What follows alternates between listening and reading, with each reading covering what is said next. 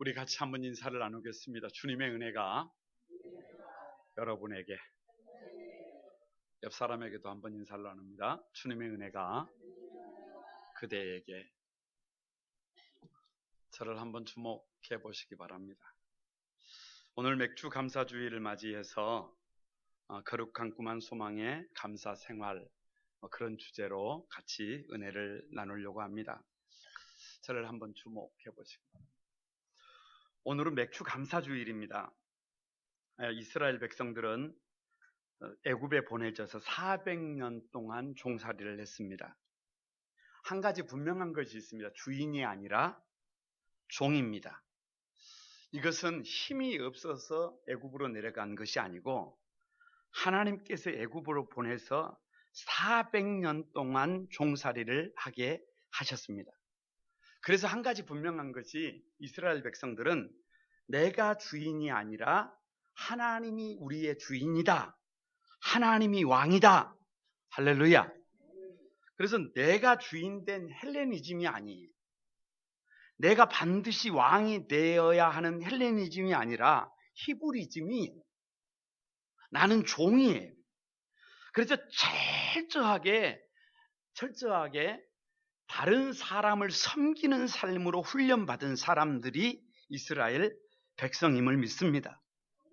그런데 이 히브리즘에는 한 가지 극복해야 될 과제가 있습니다. 그 과제가 뭐냐 그러면 이 섬김은 힘이 없어서 나약해서 어쩔 수 없어서 섬기는 것이 아니라 정말로 감사함으로 섬겨야 합니다. 자원함으로 섬겨야 합니다. 할렐루야. 그런데 이게 세상에 그 어떤 사람도 섬김을 받고 싶지, 누가 섬기고 싶은 사람이 있어요. 그래서 그러다 보니까 섬기는 삶이잖아요. 자칫 잘못하면 거기에 원망이 있습니다. 불평이 있습니다. 아니, 진짜로 원망과 불평이 많아요. 억지로 마지못해 이 일을 하게 됩니다. 그래서 하나님은 1년에 3차 감사를 훈련하게 하셨습니다.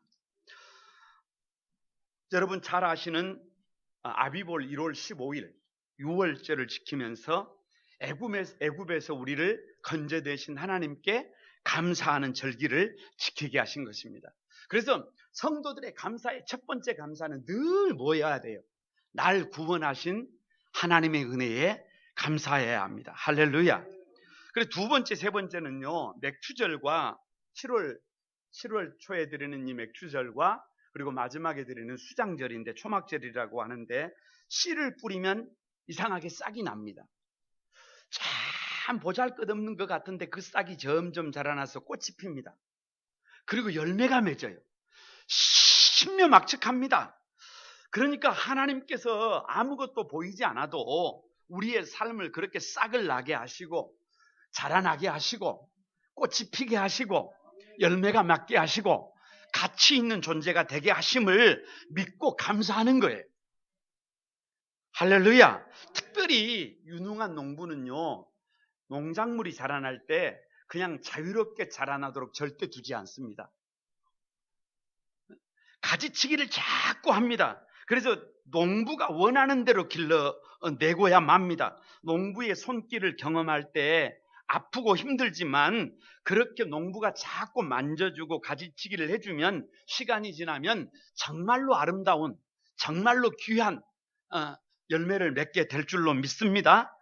그렇기 때문에 그 믿음이 있는 성도들은 어떤 속에서도 전천후 범사에 감사하게 될 줄로 믿습니다.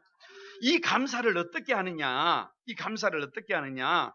출애굽기 23장에도 보면은요, 뭐라고 말씀하시고 계시냐 그러면 하나님 앞에 감사할 때 공수 빈손으로 나오지 마라. 빈손으로 나오지 마라. 다시 말하면 들고 나와라. 감사할 때 적당히 하지 말고 어떻게 하라는 거예요? 정말로 넉넉하게 자원함으로 힘들여서 그렇게 감사할 것을 요청하고 있는 줄로 믿습니다. 힘들게 하라는 거예요. 쉽게 하지 말고 힘들게. 그래서 힘들게 감사하면 힘들게 힘이 들어옵니다. 은혜가 들어옵니다. 복이 들어옵니다. 여러분 하나님의 사랑이 들어옵니다. 할렐루야. 그래서 감사는 힘대로 할 뿐만 아니라 힘에 지나도록 자원해서 감사해야 합니다. 이 감사는 하나님의 명령입니다. 이 감사는 어명이에요. 이 감사는 그래서 우리 거룩한 꿈 한소망 교회 성도들의 거룩한 습관이 되어져야 될 줄로 믿습니다. 그래서 오늘은 2017년 맥주 감사주의를 맞이해서 다 같이 한번 따라서 해봅니다. 거룩한 꿈 한소망인의 감사 생활. 가만히 한번 생각을 해보세요. 이스라엘 백성들이 광야에서 40년을 하나님의 인도하심 속에서 하늘에서 내리는 만나를 먹었어요. 메추라기를 먹었어요. 반석에서 나오는 생수를 먹었어요. 얼마든지 감사할 수 있어요. 안 죽었어요.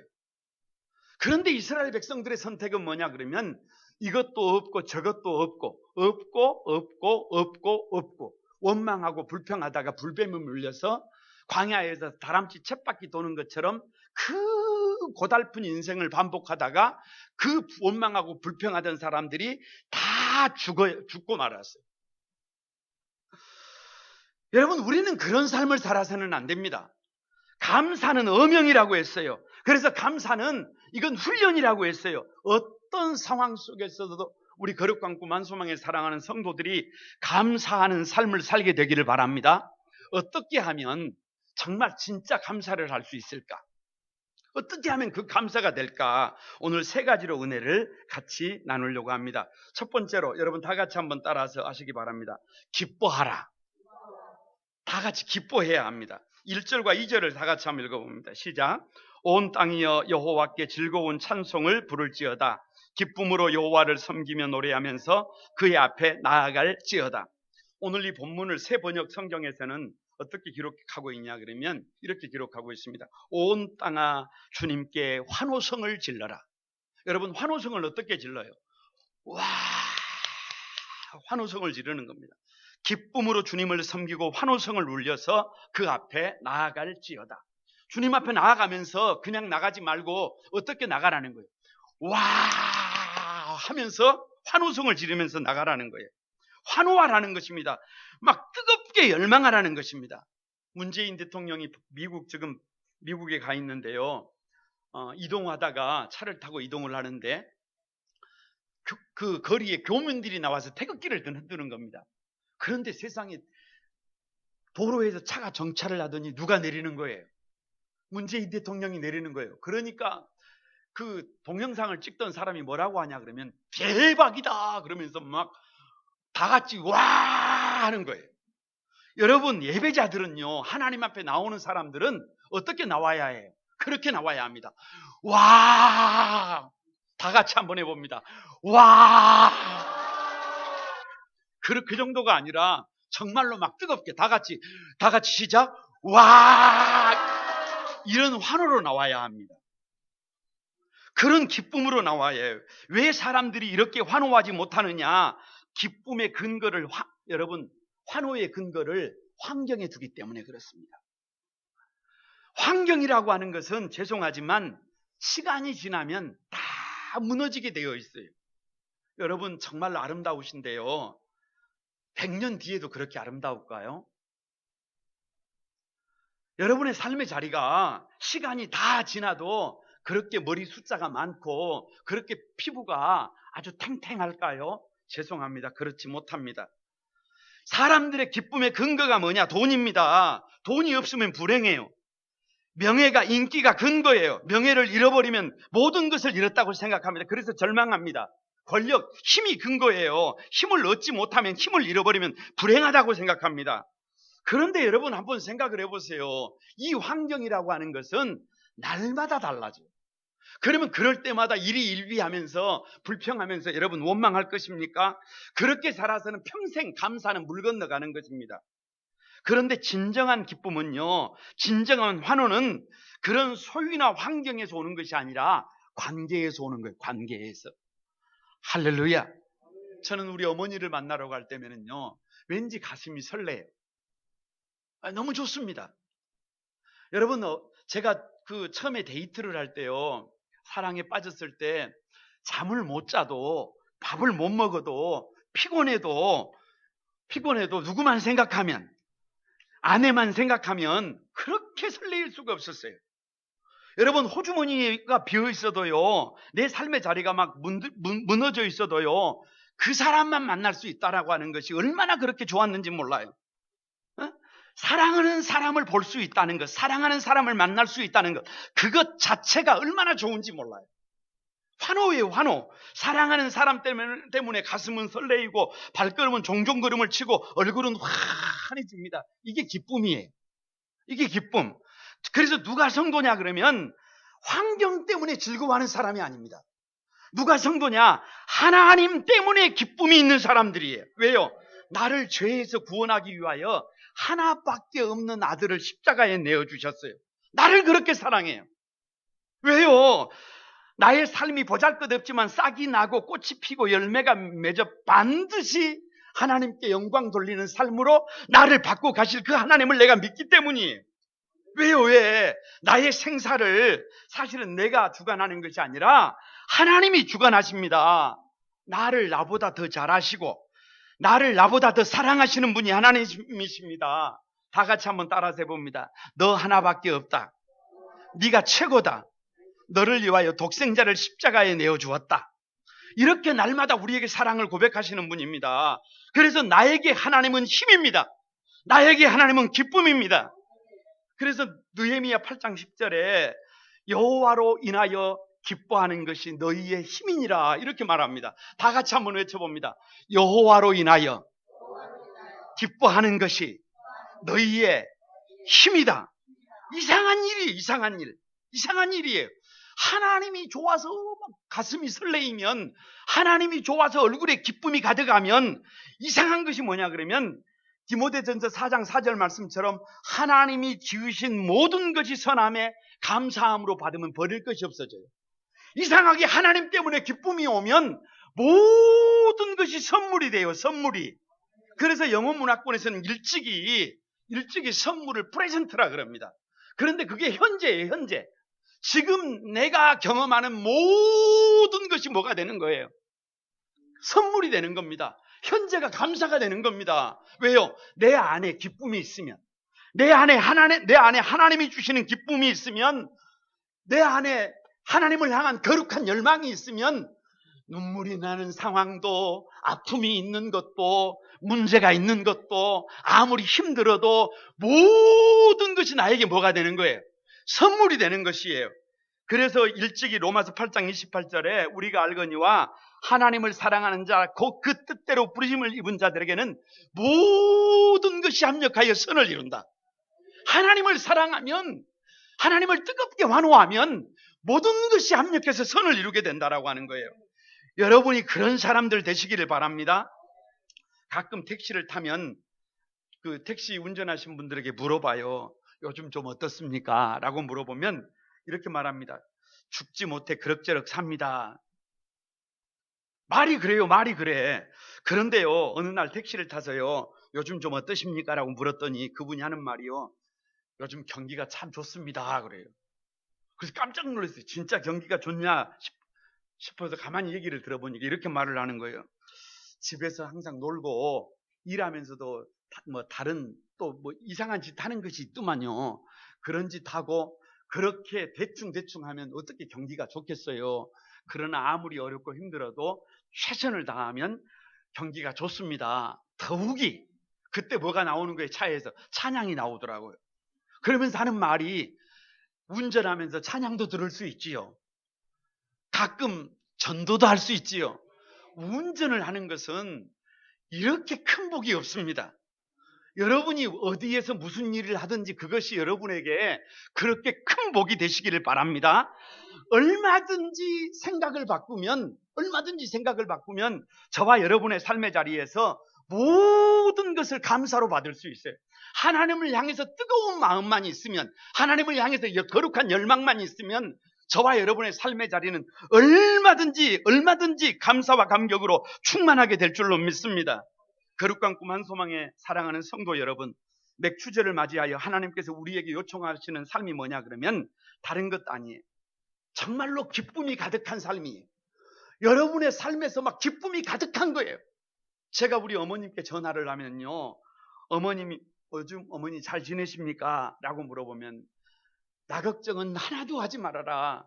나는 늘 좋다. 나는 왜 이렇게 좋은지 뭔 복인지 모르겠다. 니만 잘 살아라. 할렐루야. 그렇게 말씀을 하십니다. 나만 누구만 행복하면, 자식만 행복하면 좋겠대. 여러분, 하나님의 마음이 그런 마음이에요. 여러분이 세상을 살아갈 때, 학교를 갈 때, 일을 출근을 할 때, 교회에서 예배를 드릴 때 억지로 죽지 못해서 사형장에 끌려가는 사형수처럼 그렇게 온갖 절망과 좌절을 가득 짊어지고 그렇게 달려가기를 원치 않습니다. 그거 주님이 원하는 바가 아니에요. 온 땅아 주님께 환호성을 질려라. 주님이 좋아서 어쩔 줄을 몰라가지고 하나님이 나에게 맡겨주신 삶의 자리를 달려나가면서 기쁨이 가득한, 환호가 가득한 그런 삶이 여러분의 삶의 자리가 되시기를 바랍니다. 그래야 여러분이 복 있는 사람이 됩니다. 그래야 여러분의 삶의 자리가 아름답게 세워지게 될 줄로 믿습니다. 두 번째는요, 어떻게 하면 이렇게 기쁨의 환호성을 지를 수 있느냐 그러면 다 같이 한번 따라서 해봅니다. 바른 신앙을 고백하라. 3절을 같이 한번 읽어봅니다. 다 같이 읽어봅니다. 시작. 여호와가 우리 하나님이신 줄 너희는 알지어다. 그는 우리를 지으신 이요 우리는 그의 것이니 그의 백성이요 그의 기르시는 양이로다. 여러분, 이것은요 신앙 고백입니다. 여호와가 우리 하나님이신 줄을 너희는 알아라. 하나님은 우리를 피조물을, 교회를, 만물을 지으신 자라는 거예요. 그래서 우리는 그분의 것이라는 거예요. 이 땅에 존재하는 모든 것은 누구의 것이라는 거예요? 하나님의 것이라는 거예요. 하나님이 인도하신다는 거예요. 하나님이 양육한다는 거예요. 저는 한 주간 동안 이 시편 100편을 가만히 묵상을 하면서요, 어떻게 하면 바른 신앙을 고백할 수 있을까를 고민해 봤어요. 그런데 어느 날 저녁에 TV를 틀었는데요, TV를 보다가 충격을 받았습니다. 어디에서 충격을 받았냐 그러면 너무 소소한 일이에요. 한 농부가 나와서 자신이 큰 과수원을 농장을 하는데 어떻게 농사를 짓고 있는지를 인터뷰를 하고 있었어요. 깜짝 놀랐어요. 이렇게 인터뷰를 하더라고요. 저는 아주 오래전부터 농사를 지었는데 그때는 화학 비료를 썼습니다. 그리고 살충제, 농약을 썼습니다. 농사 짓기가 참 쉬웠습니다. 그냥 화학 비료 좀 주면 얼마나 잘 크는지, 거기다가 성장 촉진제를 좀 주면 얼마나 잘 자라는지, 거기다가 때때에 따라 살충제를 뿌려주면 그냥 벌레 다 죽고 열매도 좋고 모양도 좋고 폼도 나고 농산물 시장에 갖다 내놓으면 얼마나 모양새가 좋은지 농사 짓는 것이 어렵지 않았습니다. 아무튼 모양도 때깔도 좋고 가격도 잘 받을 수 있었다는 것입니다. 그런데 그 농사를 계속 지을 수가 없었다는 거예요. 얼마 전부터는 이 비료와 살충제를 뿌리지 않고 농사를 짓게 됐다는 거예요. 이유는 농약이 사람에게 미치는 유해성에 대한 글을 읽으면서부터 다른 농사를 짓게 되었다는 거예요. 이 얘기의 핵심은 대충 이랬습니다. 한 교수가 이 농약을 치지 않은 유기농 이렇게 그 야채가 좋다라고 하는 얘기를 듣고 시장에서 농수산물을 사다가 야채를 사다가 밥상을 야채로 차렸다는 거예요. 야채로. 그런데 이상하게 아이가 성격이 날마다 과격해지는 거예요. 자기를 조절하지 못하는 거예요. 분노를 막 폭발하는 거예요. 그래서 이상해서 뭔가가 잘못됐구나 싶어서 자기 집에 들어오는 야채들을 실험실로 가지고 가서 분석을 해봤더니 세상에 그 농수산물에가 그냥 화학 비료 그리고 어찌 보면 그 살충제가 범벅인 거예요. 그러니까 그것들을 사람이 먹으니까 결국에는 어떻게 되더라는 거예요. 사람도 그렇게 망가져 가더라는 거예요. 사람이 잘못되더라는 거예요. 그래서 더 이상 그렇게 농사를 지을 수 없고 이제 화학 비료를 줄이고 어떻게 하기 시작했어요. 살충제를 뿌리지 않았어요. 여러분, 농사가 어찌 됐겠어요? 가관이 아닙니다. 수입이 80%가 줄어버렸어요. 농사가 그렇게 힘든 것을 그때 처음 알았다 그래요. 그러면서 하는 말이, 시장에 그 살충제 뿌리지 않고 재배한 농산물을 가지고 나가면 사람들이 아예 쳐다보지도 않는 거예요. 그렇게 힘들더라는 거예요. 그러는 와중에 최근에 와서는 전혀 다른 농사를 짓고 있다고 고백을 해요. 뭐라고 고백을 하느냐 그러면 이렇게 고백을 하더라고요. 요즘은 전혀 또 다른 농사를 짓고 있습니다. 화학 비료 주지 않고 살충제 뿌리지 않는 것이 그것이 유기농의 전부라고 생각했는데 그것이 아니었습니다. 하나님께서 창조한 모든 것에 대한 인식을 바꾸는 것에서부터 농사는 다시 시작되었습니다. 그러면서 이런 말을 해요. 이 땅에 잡초는 없습니다. 그래서 농장에 풀을 베지 않는데요. 오히려 풀을 잘 키운대요. 이 땅에 쓸모없는 벌레 생명체는 없다. 왜요? 하나님이 만드셨기 때문에. 그래서 땅에 수많은 벌레들이 살아나도록 돕습니다. 그러면서 농사를 짓는데 그런 고백을 해요. 우리 과수원의 열매는 풀이 맺게 한다고. 우리 과수원은 벌레들이 지킨다고. 여러분, 저는 깜짝 놀랐어요. 충격이었어요. 왜 이 땅에 아픔과 눈물이 가득한지 아십니까? 여러분, 내 생각에 도움이 되지 않는다고 해서, 저와 여러분이 생각했을 때 쓸모가 없다고 생각해서 이것은 백해무익하다고 생각하니까 풀을 다 베어버리는 것입니다. 벌레들에게 살충제를 뿌려버려도 다 죽이는 것입니다. 그러니까 풀이 살 수가 없고 벌레가 살 수 없는 땅에서는 사람도 살 수 없고 풀과 벌레가 먹고 죽는 것을 사람이 먹으면 사람도 죽는 것입니다. 생각을 바꾸라는 것입니다. 하나님께서 창조하신 세계에는 버릴 것이 하나도 없습니다. 하나님께서 지으신 생명체는 어딘가에 다 필요합니다. 그래서 디모데전서 4장 4절에 하나님께서 지으신 모든 것이 선함에 감사함으로 받으면 버릴 것이 없다. 할렐루야. 그래서 진정한 기쁨, 진정한 감사는, 환호는 어디에서 나오느냐 그러면 바른 신앙 고백에서만 가능하다는 거예요. 여러분, 여기서 바른 신앙 고백의 핵심이 뭐냐 그러면 주인이 예수님이라는 거예요. 예수님이 주인이라는 거예요. 이 땅에 존재하는 모든 것의 주인은 예수님입니다. 그러기에 나는 주님께서 지으신, 주님께서 피조하신, 주님께서 만드신 모든 것을 사랑하겠습니다. 그리고 그것들을 감사함으로 받겠습니다. 이것이 신앙 고백의 핵심 아니겠습니까? 여러분, 한번 생각해 보세요. 우리 가정의 주인은 우리 주님입니다. 우리 가족들을 주님께서 선택하셔서 세워주셨어요. 그러기에 그 주권을 인정하고 감사함으로 받습니다. 마음에 들면 같이 살고 마음에 들지 않으면 갈아치우는 것이 아니라 오히려 문제가 있을 때 더 뜨겁게 사랑합니다. 온 마음 다해 사랑하고 아낍니다. 서로가 웃을 수 있도록 해줍니다. 그러니까 나도 웃을 수 있습니다. 할렐루야. 여러분, 우리 교회는 주님의 것입니다. 요즘 목회자들이 그렇게 어렵다라고 하는 당회를 한번 생각을 해보시기 바랍니다. 당회는 하나님께서 세워주셨어요. 그러기에 제가 아무리 당회장이라고 할지라고 해도 내 마음대로, 내 뜻대로, 내 하고 싶은 대로 그냥 그렇게 해서는 안 됩니다. 여러분, 경청해야 돼요. 서로를 존중해야 돼요. 서로를 사랑해야 돼요. 왜? 하나님이 세우셨기 때문에. 내가 할 수 있는 것은 온 마음을 다해서 사랑하고 경청하고 위해주는 것입니다. 여러분, 마찬가지입니다. 우리의 생명은 내 것이 아니라 주님의 것이에요. 아무리 살고 싶어도, 내가 아무리 아름다운 열매를 맺고 싶어도 내 생명의 주인은 내가 아니라 하나님입니다. 하나님께서 정리하고 오라고 하면 정리해야 합니다. 하나님께서 부르시면 가야 합니다. 다만 내가 할 수 있는 일은 하나님께서 기회를 주셨을 때, 맡겨주셨을 때, 힘 있을 때 최선을 다해서 사랑하는 것입니다. 섬기는 것입니다. 그래야 음부의 권세를 이길 수 있어요.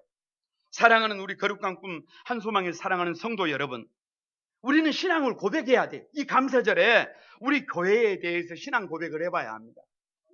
결혼에 대해서 신앙 고백을 해봐야 합니다. 가정에 대해서 신앙 고백을 해봐야 합니다. 우리의 삶에 대해서, 미래에 대해서, 일과 사랑에 대해서, 여러분, 천국과 지옥에 대해서 바른 신앙 고백이 필요해. 꼭 기억할 것은 귀신은 거짓말합니다. 귀신은 거짓말하는 쟁이에요. 우리를 더럽게 합니다. 가치 없게 합니다. 어떻게 거짓말을 하고 어떻게 더럽게 하고 어떻게 가치 없게 하느냐, 이렇게 말합니다. 가정은 하나님이 세운 것이 아니라 우연히 생겨났다. 너는 이 땅에 창세 전부터 예정된 것이 아니라 어쩌다 보니까 우연히 태어났다. 교회는 어쩌다 보니까 그냥 세워졌다. 우리의 생명도 얼마든지 우리가 어떤 삶을 살든지 선택할 수 있다. 그러니까 네가 원하는 대로, 네가 하고 싶은 대로, 네 마음에 드는 대로 그렇게 살아라. 이건 거짓말입니다. 이것은 우리를 더럽게 하고 가치 없게 만드는 것이에요. 그런데 바른 신앙을 고백하면 달라져요. 왜? 가치 없는 것이 없어요. 다 소중합니다. 다 귀합니다. 그러니까 누구든지 사람을 마음에 들지 않는다고 풀처럼 잘라버릴 필요가 없어요. 누구든지 사람을 향해서 벌레들처럼 필요 없다고 살충제 뿌릴 필요가 없어요. 다만 어떻게 하면 유할 수 있을까? 어떻게 하면 사랑할 수 있을까? 어떻게 하면 영혼이 잘됨 같이 범사가 잘되고 강건하게 세울 수 있을까? 그것이 저와 여러분의 숙제인 줄로 믿습니다. 그것이 우리의 방법인 줄로 믿습니다. 그러면 음부의 권세가 떠나갑니다. 그러면 귀신의 역사가 물러갑니다. 그러면 사단은 쫓겨요. 그러면 거기에 하나님의 나라가 세워집니다. 이런 은혜의 기적의 축복의 주인공들이 바로 여러분이 되시기를 바랍니다. 그래서 이렇게 모든 것에 대하여 바른 신앙이 고백되면 세 번째로 다 같이 한번 따라서 해봅니다. 감사함으로 그 문에 들어가라. 4절을 다 같이 한번 읽어봅니다. 4절입니다. 시작. 감사함으로 그의 문에 들어가며 찬송함으로 그의 궁정에 들어가서 그에게 감사하며 그의 이름을 송축할지어다. 여러분, 인생은요 하나의 문이에요. 출생의 문, 입시의 문, 그리고 결혼의 문, 직장의 문, 뭐 죽음의 문, 살고 죽는 것이 사실은 다 문입니다. 한 가지 분명한 것은 이 문을 열고 들어갈 때 비밀번호가 있다는 거예요. 비밀번호가. 문에는 비밀번호가 있다. 패스워드가 있다는 거예요. 그 패스워드가 뭐냐? 감사라는 거예요. 감사. 그런데 문제는 문을 열고 들어갈 때 비밀번호를 잃어버리면 상당히 난감합니다. 난감해요. 제가 어느 날 고향집에를 갔어요. 고향집에를 갔는데 비밀번호가 채워져 있어서 비밀번호를 몰라요. 아무래도 이게 기억이 안 나요. 방법이 없어요. 망치를 가지고 문을 두드려. 그래서 여러분 집을 열었어요. 그리고 나서 문고친이라고 수리비가 얼마나 들어갔는지 몰라요. 그렇게 살아가면 안 됩니다. 그렇게 살아가면 안 돼요. 우리가 무슨 일을 할 때든지요 비밀번호를 알아야 돼요. 그 비밀번호가 뭐냐 그러면 감사입니다. 들어갈 때도 감사, 나올 때도 감사, 하루를 시작할 때에도, 출근할 때에도, 다른 사람을 만날 때에도, 무슨 일을 할 때에도 이 감사하는 마음으로 문을 열고 들어가야 합니다. 그래야 문이 열립니다. 특별히 힘들고 어려운 문제 앞에서도 원망하고 불평하고 들어가는 것이 아니라 감사함으로 그 문에 들어가면 기적이 일어납니다. 기적이 일어납니다. 여러분,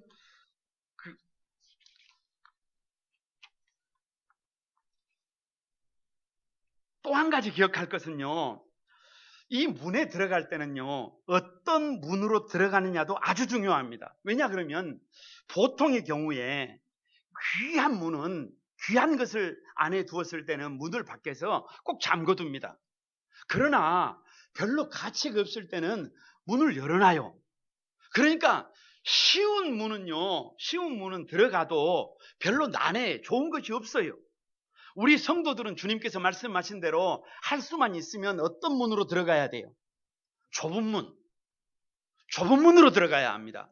그래서 어렵고 힘든 문제가 있어도, 정말 버거운 일이 있어도 그 좁은 문으로 들어가기 위해서 최선을 다해 달려가야 할 것을 믿습니다. 그렇게 달려갈 때 하나님께서 함께 하십니다. 여러분, 최근에 유행하는 용어 중에요 루저라고 하는 말이 있습니다. 루저는 실패자, 패배자라고 하는 뜻입니다. 그래서 요즘 우리 사회에 젊은 사람들을 중심으로 해서 나는 실패자다, 나는 패배자라고 하는 그 생각들이 많이 편만해져 있어요. 나는 키도 작고, 나는 못생기고, 나는 별 볼 일 없고, 나는 학벌도 좋지 않고, 나는 대기업에 취직도 못하고, 나는 직장에 다녀도 연봉도 적고, 나는 차도 안 좋고, 나는 되는 일도 없고, 나는 능력도 없고, 나는 실패한 사람이다. 나는 자랑할 것이 하나도 없다. 나는 왜 이럴까? 나는 왜 이렇게 지지리도 못 났을까? 이렇게 자기의 신세를 한탄하고 자기를 원망하고 불평하면서 수많은 루저들이 여러분 절망하고 있습니다. 그런데 여러분 꼭 기억해야 돼요. 신명기 7장 7절에 보면 여호와께서 너희를 기뻐하시고 너희를 택하심은 너희가 다른 민족보다 수요가 많기 때문이 아니라 너희는 오히려 모든 민족 중에서 가장 작은 자니라. 무슨 말이에요? 이스라엘을 하나님께서 택한 것은 루저였기 때문에 택한 거예요. 하나님께서 믿음의 선배들을 택한 것은 수많은 믿음의 선배들은 오히려 못났기 때문에, 부족하기 때문에, 연약했기 때문에, 조건이나 스펙이 전혀 안 되는 사람들이기 때문에 하나님께서 그들을 믿음의 조상으로 부른 줄로 믿습니다. 그러니까 정말로 우리 안에 주님을 향한 뜨거운 열망이 있고 우리 안에 여러분 바른 신앙 고백이 있으면 어떤 삶의 자리에서도 얼마든지 감사할 수 있는 줄로 믿습니다. 그러기에 모든 문들을 감사함으로 들어갈 수 있으려면 반드시 필요한 것이 있어요. 그게 뭐냐 그러면 하나님을 100% 절대 신뢰하는 것입니다. 하나님에 대한 절대 신뢰가 없으면 어떻게 모든 문에 들어가면서 힘들고 어려운데, 버거운데, 정말로 어려움이 있는데 감사로 들어갈 수가 있겠습니까? 살고 죽는 것이 하나님의 손에 달려있음을 믿습니다. 가난하고 부한 것이 하나님의 손에 달려있음을 믿습니다. 되고 안 되는 것도 하나님의 손에 달려있음을 믿습니다. 노자짐과 여러분 높아짐이 하나님의 손에 달려있음을 믿습니다. 나에게 일어나는 모든 일들을 감사한다는 것은 하나님이 나에게 어떤 일을 해도, 오늘 나에게 어떤 일이 생겨도 이것은 나에게 득이 될 것을 100% 신뢰하기 때문에 그럼에도 불구하고 전천후 감사하는 것인 줄로 믿습니다. 그래서 5절 말씀에 이렇게 기록하고 있습니다. 여호와는 선하시니 그의 인자하심이 영원하고 그의 성실하심이 대대로 이르리로다. 이 5절을요 히브리어 키로 시작합니다. 키. 무슨 말이냐 그러면 그러면이에요. 그러면 하나님을 향하여 막 기쁘게 환호하면, 하나님 앞에서 바른 신앙을 고백하면, 그리고 감사함으로 그 문에 들어가면 하나님은 어떤다는 거예요? 선하다는 거예요. 굿이라는 거예요. 굿. 하나님은 우리에게 굿, 선하신 분이라는 거예요. 그래서 그렇게 달려가면 하나님이 나를 얼마나 사랑하는지를 경험하게 된다는 거예요. 하나님의 인자하심을 경험하게 된다는 거예요. 그것뿐만이 아닙니다. 하나님의 선하심이 대대로 이르리로다. 믿음으로 달려가면 달려갈수록, 그렇게 달려가면 나만 그렇게 나를 위해서 일하시는 하나님을 경험하는 것이 아니라 우리 자녀들도, 우리 손자들도 자자손손 하나님의 성실하심을 경험하게 될 것이라 그렇게 성경은 말하고 있습니다. 사랑하는 성도 여러분, 말씀을 마치려고 합니다. 1년에 3차에 반드시 감사하라는 거예요. 감사는 훈련이라는 거예요. 감사는 여러분 거룩한 습관이라는 거예요. 그것도 그냥 감사하지 말고 무겁게 힘들여서 최선을 다해서 감사하라는 거예요. 그래서 오늘 오후 예배 시간에는 또 여러분 우리 각 교구별로 앉아서 3대 감사를 앞에 나와서 마이크 들고 다른 사람들 앞에서 또 발표합니다. 그래서 막 환호합니다. 그래서 여러분 감사를 선포하는 이유는 딱 한 가지예요. 앞에 나와서 무슨 불평하겠어요? 다 같이 나와서 감사할 조건들을 찾아서 이래서 감사합니다, 저래서 감사합니다, 그래서 감사합니다 막 감사하다가 보면 나도 모르게 또 따라서 뭐 하게 되는 거예요? 감사하게 되는 것입니다. 우리의 삶을 감사로 바꾸는 것입니다. 어떻게 감사하라고요? 기뻐하시는 여러분이 되시기를 바랍니다. 하나님 앞에 나갈 때 정말 맥없는 사람처럼, 원망과 불평이 가득한 사람처럼 나가지 말고 기쁨으로 환호하면서 할렐루야 뜨겁게 열망하면서 나가시길 바랍니다. 그리고 가정에 돌아가셔서 작은 것 하나도 이것의 주인이 누군가를 물어보시기 바랍니다.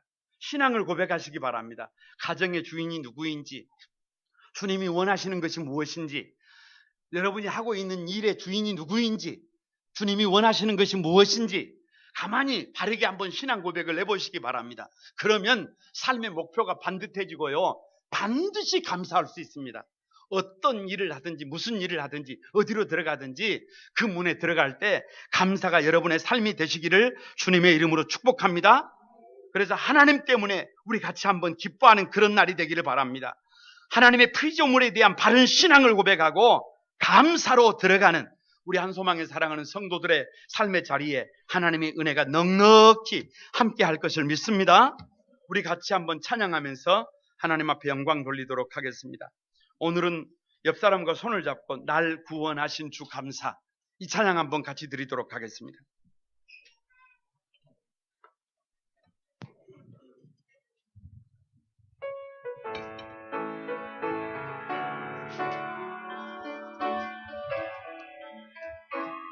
다 같이 드립니다. 날 구원하신 주 감사, 모든 것 주신 감사, 추억이네. 지난 추억이네 감사, 주 내 곁에 계시네, 향기로운 봄철의 감사, 외로운 가을날 감사, 사라진 눈물도 감사, 나의 영혼 평안에 응답하신 기도 감사, 거절하신 것 감사, 헤쳐나온 풍랑 감사, 모든 것 채우시네, 아픔과 기쁨도 감사, 절망 주위로 감사, 측량 못할 은혜 감사, 그 세상 들고 한번 감사해, 길가의 장미꽃, 길가의 장미꽃 감사, 장미꽃 다시 감사, 따스한 가정 희망 주신 것 감사, 기쁨과 슬픔도 감사, 하늘 평안을 감사, 내일의 희망을 감사, 영원토록 감사해. 우리 같이 한번 여러분 기도하기를 원합니다. 가만히 우리 삶을 뒤돌아볼 때 감사보다 원망이 많았습니다. 불평이 많았습니다. 원망하면 할수록, 불평하면 할수록 우리의 인생은 꼬이게 됩니다. 그래서 하나님은 1년에 3차 반드시 이 감사를 훈련하게 하셨습니다. 우리 거룩한 구만소망교회 성도들이 감사가 일상이 되기를 바랍니다. 아멘. 감사가 삶이 되기를 바랍니다. 아멘. 감사가 거룩한 습관이 되기를 바랍니다. 아멘. 어떻게 감사해야 된다고요? 하나님을 뜨겁게 환호해야 합니다. 환경이 아니라 하나님으로 인해서 기뻐해야 합니다. 그리고 바른 신앙 고백이 있어야 합니다. 그리고 감사함으로 그 문에 들어가야 합니다. 그럴 때 진정한 감사가 가능해집니다. 하나님, 이 바른 감사를 통해서 하나님 앞에 영광 돌려드리는 우리 거룩한 구만소망의 공동체가 되도록, 성도들 되도록 다 같이 한번 주여 삼창하고 같이 한번 통성으로 기도합니다. 다 같이 기도합니다. 주여, 주여, 주여. 거룩하신 주님을 찬양합니다.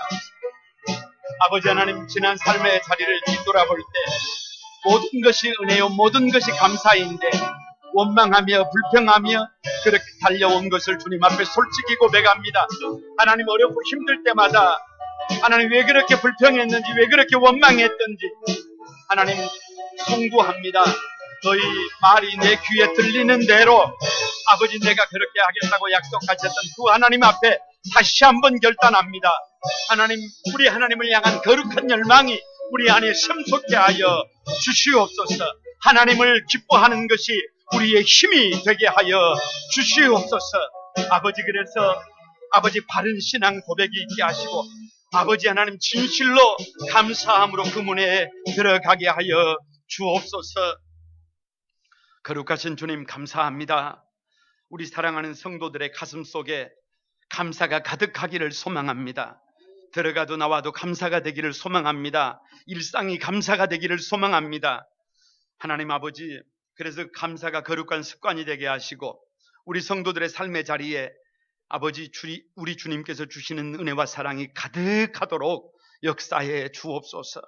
무엇보다도 주님을 향한 거룩한 기쁨이, 환호가 하나님 터져나도록 주여 도와주옵소서. 저들의 가슴이 뜨거워지기를 원합니다. 여호와로 인하여 기뻐하는 것이 우리 성도들에게 힘입니다. 하나님을 향하여 기뻐하면 삶이 기뻐집니다. 뜨거워집니다. 능력 있어집니다. 그 능력의 주인공들이 되게 하여 주옵소서. 이를 위하여 바른 신앙 고백 하나님 하게 하여 주옵소서. 예배를 시작하면서도 신앙 고백부터 하고 시작합니다. 아버지, 우리의 삶을 살아갈 때 가정에 대해서, 교회에 대해서, 주신 일에 대해서, 삶의 자리에 대해서 하나님 바른 신앙을 고백하며 모든 삶의 자리에서 감사함으로 그 문에 들어갈 수 있도록, 그래서 하나님 아버지, 하나를 감사하면 열에 감사할 일이 더 따라오게 하시고 감사가 삶의 주인공이 되도록, 그래서 하나님을 영화롭게 하도록 하나님 은총을 더해 주옵소서. 우리 사랑하는 성도들의 삶의 자리에 함께 해 주실 것을 믿고 예수님의 이름으로 감사하며 기도드리옵나이다. 아멘.